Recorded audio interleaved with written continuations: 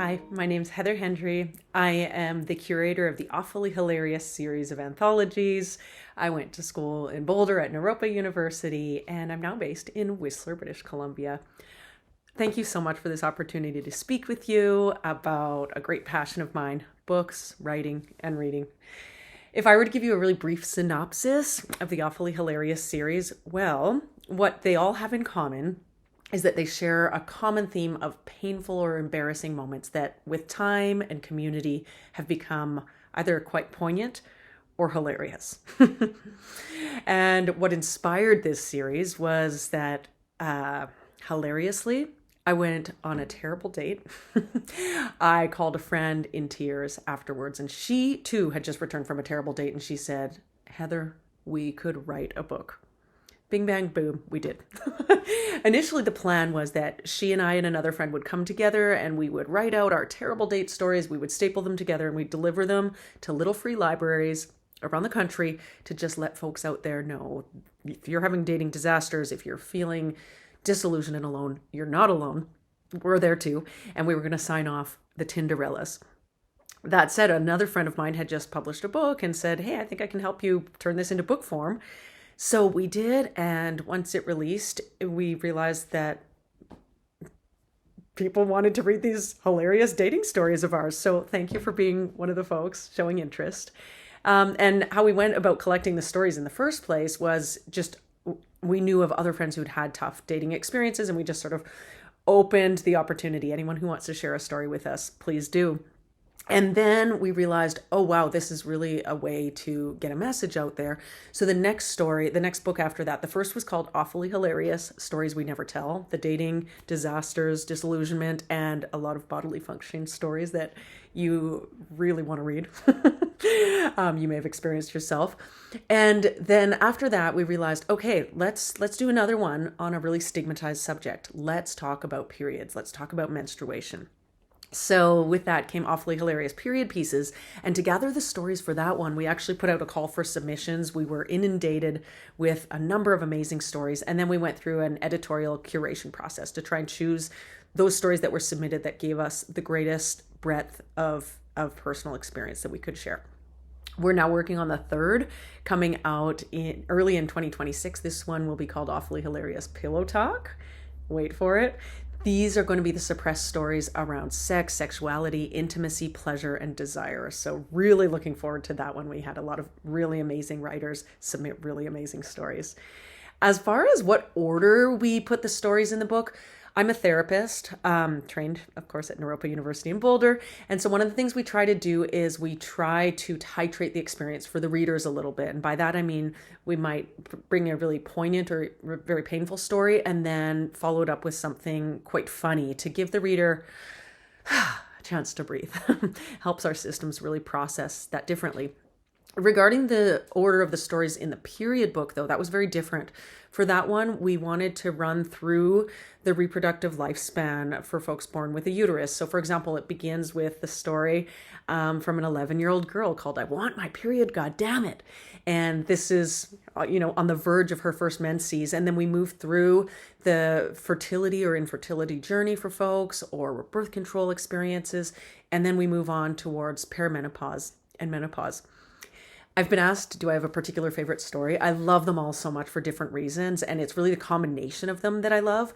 But there's one that really stands out for me in Awfully Hilarious period pieces, and that's right at the end.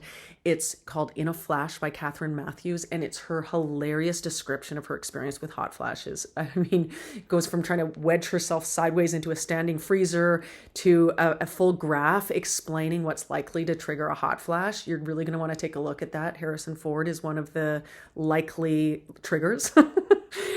A couple books that I've read recently that I've really loved. I'm loving everything I can get my hands on from Frederick Bachman. I'm just really into his work. I can't put down his Beartown series right now, which is hilarious because despite being Canadian, I'm not necessarily a huge hockey fan, but the way he writes about the human condition, every couple paragraphs, there's a line that I want to copy down and quote.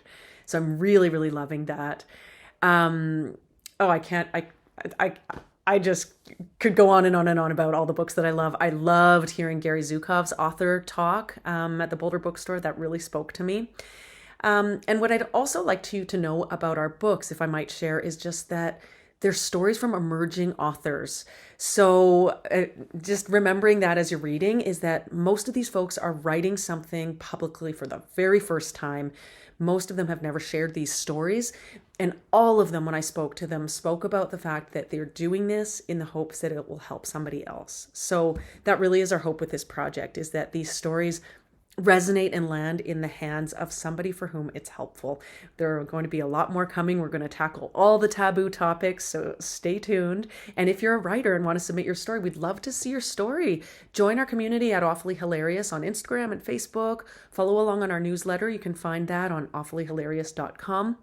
And I will just pause to offer a short reading from our book.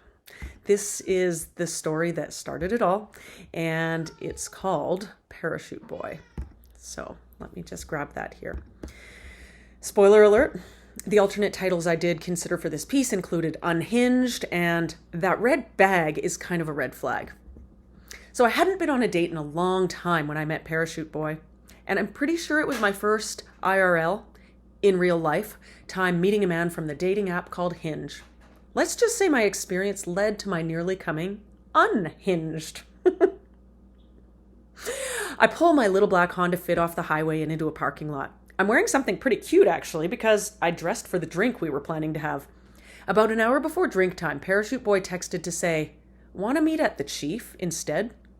The Squamish Chief, and I imagine many of you listening, if you've visited Squamish, British Columbia, may have heard of it, is a stunning granite monolith, one of North America's largest and sacred to the Squamish Nation. This mountain now draws outdoor enthusiasts from around the world to enjoy the short summer season, living in their vans, walking slack lines in their yoga pants, and eating leftovers. Not that unlike the Naropa campus, if you visited that in Boulder. Today, the site draws adventure seekers of all ilk, those who would climb, the hikers, climbers, mountaineers, and highliners who literally walk tightropes from peak to peak, and those who would jump off, these being the paragliders and the base jumpers. They come soaring in like flies to honey the second the winter rains stop. Moments after I park, a huge rusted-out truck rolls in and a shortish man leaps out. I know it's the person I'm here to meet because he's got the same man bun as in his pictures, and he's walking towards me.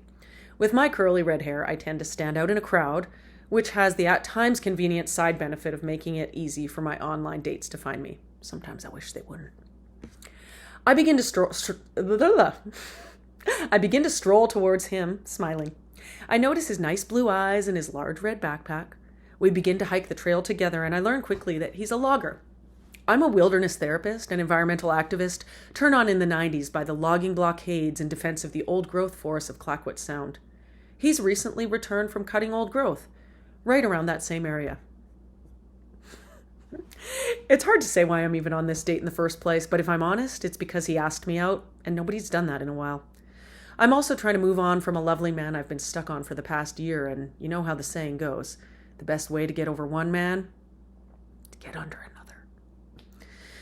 What's much harder to determine than why I went on the date is why I stayed there once I learned of the contents of his enormous red backpack. I've never been good at playing it cool, so I always ask early on, "Do you want to have kids?" Just kidding. That was my last date. This time I say, "So what's with the huge backpack?" "Oh, it's my wing," he says. "I never hike the Chief without it." It's a thing in this town. Depending on wind conditions, people like to hike up this huge rock, jump off the top, and soar down. To do so, they carry up a sort of parachute called a wing, which, for the record, is not my thing. The temperature drops and I'm suddenly freezing. Before I proceed, and for this to make sense to the layperson not living in the sea-to-sky corridor, which extends from Whistler to Vancouver, British Columbia, I need to explain that I live in the kind of gorgeously epic small coastal mountain town that draws in a lot of folks who self-medicate with adrenaline. There are days when I could have been counted in that number. And it becomes quite clear early on that this is the case with this man who has self-identified as such, both by way of his wing and by letting me know 5 minutes in that he is 37 years old and lives in his van. This in response to his questions to me, "How old are you and do you own a house?" When I learn of the parachute in his backpack, I pursue my line of questioning a moment longer. So, do you plan to use it? "Depending on the conditions," he says. I should have bolted to my car at that point, but instead I quipped, "The conditions of the date? No, The wind conditions, he stated, looking at me like I was totally missing the plot. And for the record, this was the second man in 2 weeks' time who had really built our date around the wind conditions. But for more, you'll have to read on Parachute Boy in Awfully Hilarious Stories We Never Tell. It's been a delight to be with you here today. Happy reading, happy writing, so happy to be in your corner. And if you're ever having one of those embarrassing moments, first, remember, you're not alone. And secondly, maybe you can write about it.